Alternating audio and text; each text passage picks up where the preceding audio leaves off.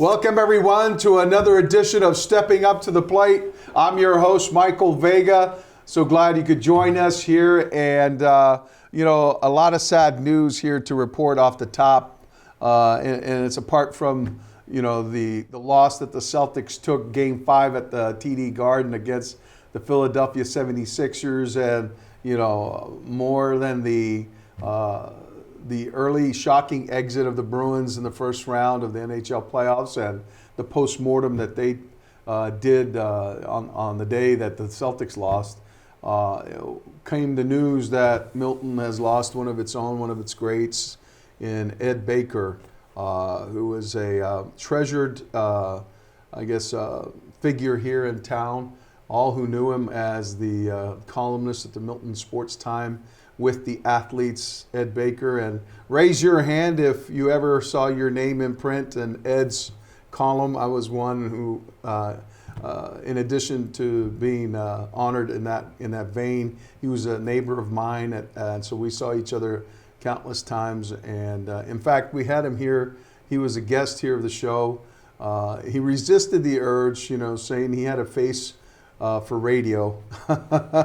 And that, but we were able to kind of coax him onto the dais here and to grace us with his presence. We're sad to report that Eddie passed away on Tuesday, May 9th, with his family at his bedside. I guess he had been ill. Little wonder why we never saw him, walking the streets of late. In fact, I thought I saw him on the day that his passing was reported. I thought I saw him walking around the library. I went to the library yesterday, Al, and saw somebody walking, and I thought it was him, but I saw him from behind. I wasn't quite sure, but at any rate, we were going two different directions. And but we just wanted to pass along our heartfelt condolences to his family as they prepare to lay him to rest. And again, a loss for Milton. Everyone in this town loved Eddie. He had an institutional knowledge of Milton sports history, and was someone that was eminently approachable, and he was everywhere, like the movie title, Everything Everywhere All at Once. That was Eddie. He was at, I would see him at BC football games, basketball games. I'd see him at Milton High games. I'd see him, all around, and so Steel and Rye, sometimes at Novara, at any rate, but he will be missed, and a lot of people here in town probably saddened by the news, as we all are. So again, our thoughts and prayers and our condolences to his family at this time. And so, Al, I want to thank you, my friend, for being here, and spending this time. And I know that we all are in a period of mourning or in grief in some respects after the Bruins, and then of course after the Celtics' stunning loss in Game 5. I think what we're seeing here with the Celtics is just a slow demise against a team that has two very, very good players. Three. Well, who do you count as a third? Maxey.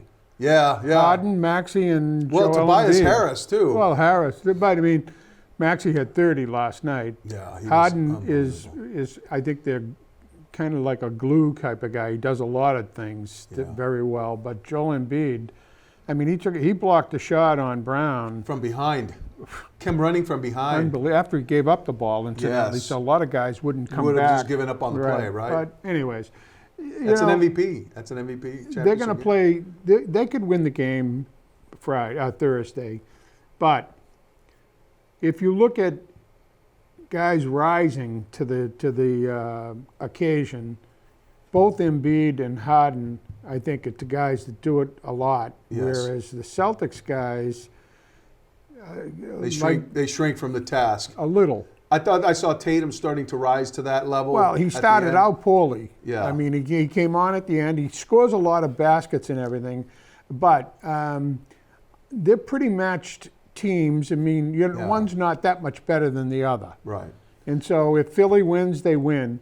I think the Bruin thing is a little interesting because of the postmortem here.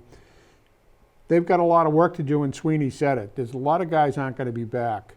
And unfortunately, because their cap space is so small, and they're going to have to wait and see whether Krejci and Bergeron come back.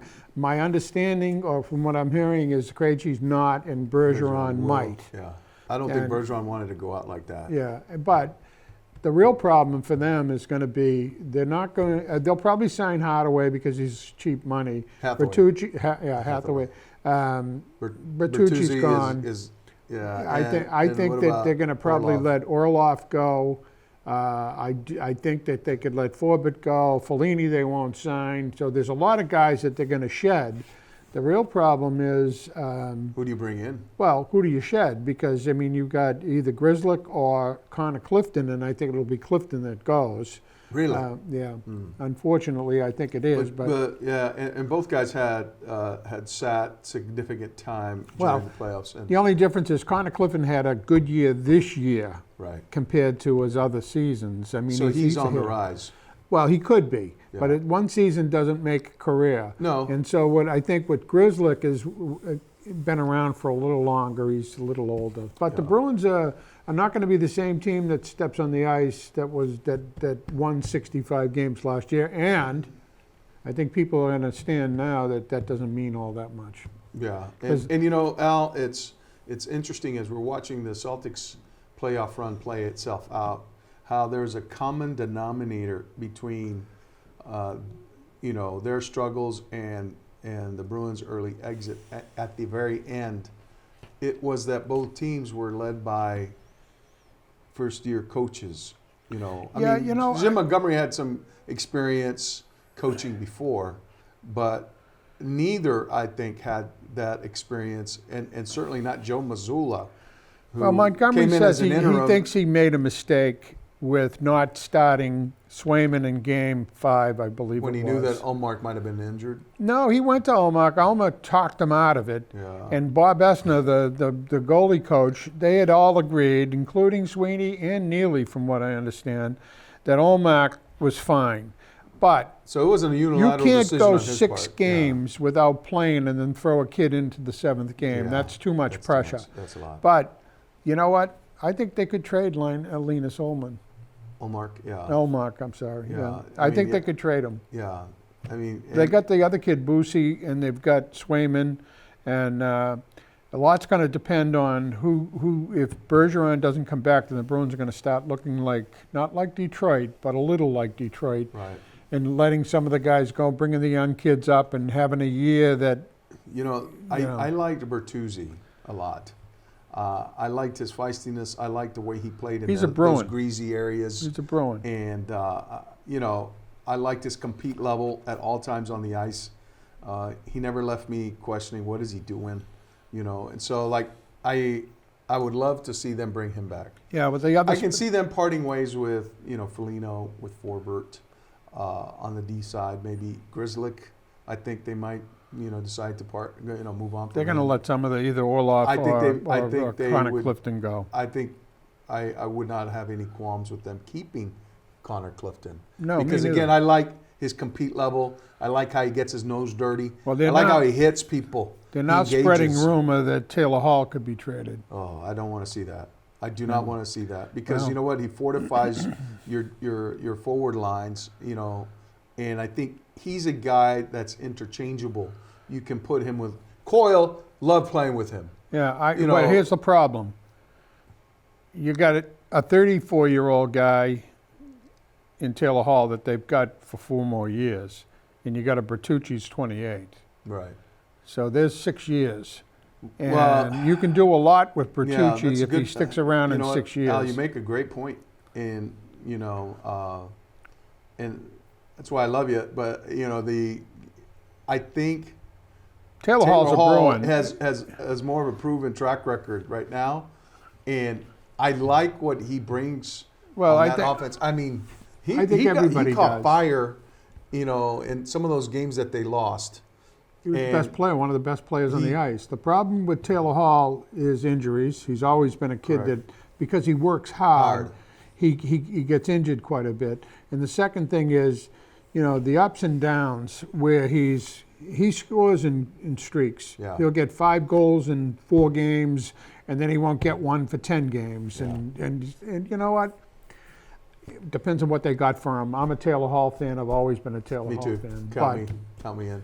And Charlie Coyle. I mean, Charlie's a terrific player, hard to get the puck away from, not a great scorer, but a decent player. Yeah. But they're going to have to make some decisions, and I think that Neely understands that they need to get some grit. Yeah. I'm not sure Sweeney agrees with that, but I'm quite sure that Neely does. Yeah. Because every year that they've lost, if you look at it, this year they lost to Florida, who kind of beat them up. Well, The year they lost to St. Louis, they beat them up. so look at the guys on your roster who possess that, who have that. Charlie Coyle, Hall. Yeah, Coyle's not a fighter. He's not Bertuzzi. as No, gritty but as you know what? he's not He's as strong gritty on the puck. Not as gritty as you think. I think he is. I think he's strong on the puck. Hall, yeah. Bertuzzi, Bertuzzi, Connor Clifton. Hathaway. Connor Clifton is a hitter for his Now, the size. guy that did not have a great end of season, and it was shocking to me, was Hampus Lindholm. Well, he didn't have a great playoff, but you know what? None of them did. In every game that we watch, even when the Bruins were up 3-1, the Bruins could have lost one of those games at home. Right. Not the one that they won, they could have lost. So they could have got swept in this series. And Marchand had said it best, even though they were 3-1, that's a good team we're playing. Yeah. And they work hard. And that's the key when you don't have superstars. And they have. I mean, Kachuk is a superstar. And look what in the my Panthers opinion. are doing now here in the next round. Well, they're playing the classic NHL choke artist team. Well, Toronto hasn't won a Stanley Cup for 30 years. I mean, the people are in the square watching this thing, and every year they get let down. I mean, jokes. Yeah, and so, well, it's hard for me, Al, to watch any of the NHL playoffs right now because of that. Now, And you know what? And here's the thing I just absolutely abhor is these NBA announcers, like almost it's the Schadenfreude. They're like sticking the needle into Boston sports fans. Oh, and what happened with the Bruins here in this No, building? well, that was And that's Barkley. like, I thought Charles Barkley's thing was well, the best. not only that, but I mean, He's watching- Reggie Miller's doing it. Mark Jackson's doing Yeah, it. but Oh, Barkley's stop a it, hockey guys. fan. Huh? That's what I like. Is Barkley is a hockey fan. He is. goes when it was He 58-49. would go to Predators games. Well, I think, yeah. 58-49, Philly at halftime. What did he say? Yeah. He said, "Well, at least the Boston has the Bruins." Oops. Oops. Yeah. Well, I mean, that was funny. I mean, Yeah, that's clever, Charles. Yeah. Okay. but when I watch the Celtics, I never have the feeling that they have enough. Yeah. yeah. There's something missing, and whether Well, and here's back to my point is that the Bruins at the end of their season didn't get the direction they needed from their coach, who could have stemmed some of the bleeding, stopped some of the bleeding. And right now we're watching it in real time with Missoula, where the last game 4 was imminently winnable. Yeah, well. Had he just managed that end of sequence a little bit better, taken a timeout to advance the ball to midcourt. You save the time that these guys used up walking it across. Yeah, but then what you got to do is you got to you got set to up a remember, play. Jason Tatum went deep and passed the ball back to Correct, Marcus because Smart. they were freelancing. But at that was point. stupid at that point. They had no direction. They should have been on the perimeter and got They it put to it on Marcus them Smart. to do something. He lost 3-4 seconds going deep. And not only that, they lost 3-4 seconds just getting it across. Well, They're walking it across, and I'm like going, "What are you guys doing?" And that he didn't call a timeout right away to kind of put in a play. I don't hold to the argument though that Missoula is any different from what's his name, Ndolbe, whatever his name, with the coach. I don't think he would have done anything different because they had the same problems last year where they'd have big leads that they blew. Yeah. The same thing yeah. this year. But I he think w- it's a little of But the he chemistry. was able to right the ship and then like inject himself into the situation by directing these guys Yeah. on what he wanted But you to see see, done. you see what happens in the NBA when you have a kid like Joel Embiid, okay, who's 7 feet, 280 pounds. He's a beast. dominator. He's a beast. He's a dominator, and he can With shoot. unbelievable touch. He Al. can shoot. He's money on that little fadeaway jumper. He's money from the So, three-point line. and a He's matchup- money from the foul line. In a matchup between the Unbelievable. Celtics and the 76ers, he makes the 76ers equal. Not Harden, Embiid, because the Bruins don't have, the Celtics don't have an answer I for think him. he makes them more than he makes them much better. Well, he makes them better. What I Yeah. mean is, so, without and here's him, the thing is, they're after not losing a game three-team. one with Embiid out and Harden going off for like 45 or whatever he went off for, Yeah. I'm saying that was an opportunity lost. That's going to come back to haunt the Celtics. And here we are now. They have to win down there in order to come back. Harden's got ice in his veins, though. That shot that he hit, the three-pointer swish from the corner, Right. and then Smart at the end, hits it, but he missed the one that put the game into overtime. That thing wasn't even close. Well, it drew I don't iron. think I It would drew have- iron, but this one found I its don't mark, think I would and it have was Marcus like, Smart being the guy that I'd want to shoot. I would not have I'd him say on the Brown. floor. I don't know if you're on offense. I would, if I'm Missoula, that's why you call a timeout. You put the people on the floor that you want, your shooters. Get Brogdon in there, get Derek White in there. Derek White, Jesus, come on. Get Brown, get Tatum, and get What either happened to Al. Brown? What happened to Brown shooting free throws? Yeah, unbelievable. But you know what? I They think that was weren't a even matter- there I think it last was a matter night. of fatigue too. They weren't even there. Al, here's the other thing too. They were Fans were booing. having to walk back a 17-point lead. Trying to get it down to manageable numbers. Oh, Meanwhile, Embiid's on the bench resting, and I sat there going, "This is not good," because their best player is resting up for the fourth quarter, and he's going to come in and put them over the top. A guy who was out of the lineup with a knee problem, who was running up and down the court like there was no problem at all. He Blocking didn't even have shots, the brace. on. making hustle plays.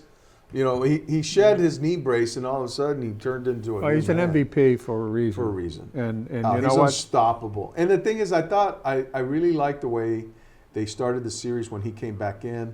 He was clearly not himself. Oh, he wasn't himself in the and first and I game. love the way. Well, it wound up being the first win for the Celtics in the series. That But here's tie it up. here's some irony for you.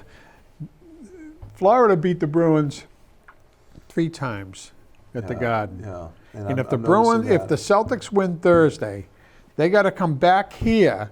They could lose 3 games to the 76ers At home. here. And you know what? That would Al, be it's unbelievable. uncanny that you bring that up because I was thinking that precisely as I watched them walk off the court. I'm going, man, TD Garden holds no sway anymore, Well, not for these two teams. right? I mean, at one point it was like an impenetrable fortress. Here's the difference between, though, the Celtics fans and the Bruins fans. Bruins fans stayed with that team even when they lost To the at the bitter end. end, They to were the bitter end. booing last night, And walking lustily, out, walking out. and walking out. And you know why? Because no point in the game were the Celtics in that game. Never. No, never. And I can't understand how. And you know where they don't- lost this game, Al? It was the start of the third quarter. There's where a lot of these Yeah, games yeah. are won and lost, is the start of the third quarter. And if you have a manageable deficit, you can come back and make hay, and they did. But you know what? What did the Sixers do? They came out and they went on a 7-0 run to start it. Yeah. And so now a 9-point deficit turns into 16. Now you're looking at a bigger Well, hill. then what happens is, because the NBA is now this type of a league, you shoot threes, and still 35 to 40% is a three. They were stubbornly taking those threes in the first half when I You thought know. they should be attacking the Yeah. rim. You know, Getting you more can guys draw in the foul fouls trouble. for Go crying attack- out loud. Go and at, they go don't at do it. Embiid where he lives, man. Get him out of the paint. You know, Jason Tatum has more natural ability Yeah, than Brown, but Brown, his strength. He's got a lot of he's strength. got a lot of strength. Yeah. And you know, if I had to pick between the two, who was really the backbone of this team, it would be a tough call. You would think it's Jason Tatum. Yeah. You just think it's him because when you see him shooting, when he's on, he's on. But when he's not, Brown very seldom has as big a high and as big a low as Jason Tatum. Well, another guy that I think that has loomed large in the series is Al Horford. Yeah. He played magnificently down in Philadelphia. Yeah. And certainly he deserved to win the game because of the way he I battled against Embiid. just think with Al Horford, he's a good player. He's a good defender. What happens to him over time, okay, meaning a series where you're playing the same team, okay, you can wear him down. Well, they're all getting worn down. Well, I mean, they're all both sides. The young guys shouldn't get worn down, but he can. He's no kid. Right. And you're asked to go up and down the court. You can see it's wearing on Embiid too, and that's why it's extraordinary the effort he gave. And it was like you saw the resolve in his eye. That he was, hey, I'm going to take this. But guys like Maxey, I'll tell you one thing. Like we're watching Maxey last night. Every time he came down at the end in the last 2 quarters and hit threes, stuck a big three. I mean, just it was nothing. You knew it was going in. It was a dagger. It's amazing how. Well, it's the same with Embiid. Every time he hits, he does that turnaround move, or like he spots up a guy and he's like sizing him up, like, am I going to take you off the dribble or not? And then he pulls back and hits that three. It's in. It's good. Count it. It's a tough Start game. Walking back on it's offense. A tough game to referee though, because we fans watch and say, why is this one a charge and why was that not? And there's so much physical contact. These games would be like interminable because they'd be going to the line so often. And the thing is that if it's an egregious call, you've got to call it. Well, they called one. Embiid went straight up, and they called a foul on him, and that was not a foul. He went. What's his name? That was Tatum that came in on him, and if he went like this, it's one thing. But if you go straight up and you go into him, it's who initiates the contact. Foul, I've always said, all right, who initiates contact? And that's why when a guy's dribble penetrating and he lowers his shoulder and he goes into the guy, and the defender goes backpedaling because he gets like knocked off his spot. Yep. And then the guy gets called for blocking. It's a charge. That's an obvious charge. I don't know. They've got to revisit that, and they've got to like understand who initiates contact in that situation, because it's not the defender. Well, what? I hate to say it, but even the umpire watching baseball, okay? Good segue. Really, when you see some of the calls that the umpire now. Consistency is the name of the game. If a pitch is on the outside and the umpire calls it all the time, and then he throws one just a little off the plate on the outside, he's going to get the call. But Al, the one thing a umpire in baseball does not have to worry about, or the same things that a football or a basketball or even a hockey, is just the brute physical contact between combatants. No, I know. They're also kind of adjudicating that. I don't think I don't think it's right for the announcers in the games to have the diamond or whatever you want to call it, the box that shows the pictures, because you can't change the call. If an umpire calls it outside, it's outside. It's a ball. Yeah. Because it actually second guesses the fans about umpiring, because a lot of calls are out there, but I wouldn't do that. And I'm not. Yesterday, and I watch the games. I watch all the games, but Maloney is not. How long could you stand watching Pivetta against the Braves? Well, you know what? Pivetta gave up a big home run there. I mean, But the problem with Pivetta should play for the Celtics because he's up and down. I mean. You don't know what you're going to get with him. Yeah. He pitches a great game, a good game, 6 innings. He wants to go 7 innings. Do you think he gets hit. Deserves to stay in the rotation? Because there are guys starting to come back. Well, let me put it this way. If Sale continues, he's had 2 out of 3 good starts. Yeah. Kluber could be over the hill. Shaky. Who knows? Yeah. Because he's doing things he never did. Yeah, that's how you can tell when a pitcher is really gone. When they start doing things, he never walked a lot of guys, he's walking guys. Right. You watch Sale. Sale used to strike out guys because he had a blazing fastball. He doesn't have it anymore. He's having to pitch with more guile. But he's pitching with guile. When he does, and he hits the corners, he's fine. Yeah. But when he's down the middle, and when these guys see And pitch down the middle, they make gone. mistakes. Oh, those are mistakes. Yeah. So, watching the Sox last night, the Braves are a good team. Yeah. I would love to see them come in. Only get a 2-game series. I'd like to see them win tonight. Yeah. Yeah. And I mean, was your faith restored in them a little bit? I want to say through this 8-game winning streak. No, I'll tell you what my faith is with the Red Sox. They're a good hitting team. Yeah. And where they still have, and they got pretty decent relief pitching, where they still have a problem is in the starting pitching. You don't know what you're going to get with any of them. Yeah. Sale, Pavetta, even the kid there. And the other thing that's kind of arisen here that maybe people have overlooked is the performance of their bullpen. Yeah, the bullpen has been fine. Yeah. Now, I will say this for the Red Sox, and the only thing I could say good about Chaim Bloom is this: Emmanuel Valdez is a ball player. Oh yeah. I mean, he's probably a better hitter than he is a fielder. But how about Masataka Yoshida? This kid has been terrific, and he's been recognized as having, I think he was the player of the month, player of the week, whatever it was. Verdugo's a ball player. Whether you say, he came with the package with Mookie Betts, I understand that, but so did Wong, the catcher. Right. So he was part of that deal. Justin Turner. Well, Justin Turner, to me, his lifetime batting average is? It's up to 280 something. 288 lifetime. The kid's always been a hitter. Yeah. So you got Duvall coming when he comes back. You've got another guy Thomas. who's hitting the ball, unbelievable. But you know, but I don't know. I don't know. Duvall comes back from a broken wrist like that. He'll come back. I don't think it wasn't as bad as but I mean, put him out last year. Is that the lead arm on the bat? Because if it is, then it's exposed.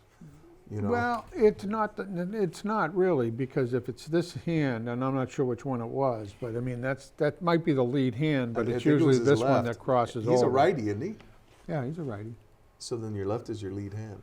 Yeah, it's the lead, but it's not. So it's more what I'm steady. saying, it's exposed when you're in there. Yeah, if he gets hit again, but right. He's going to have to wear a huge brace on that. I'm not worried about the Red Sox hitting. I will say this: I would say Dahlbeck could call back up, right?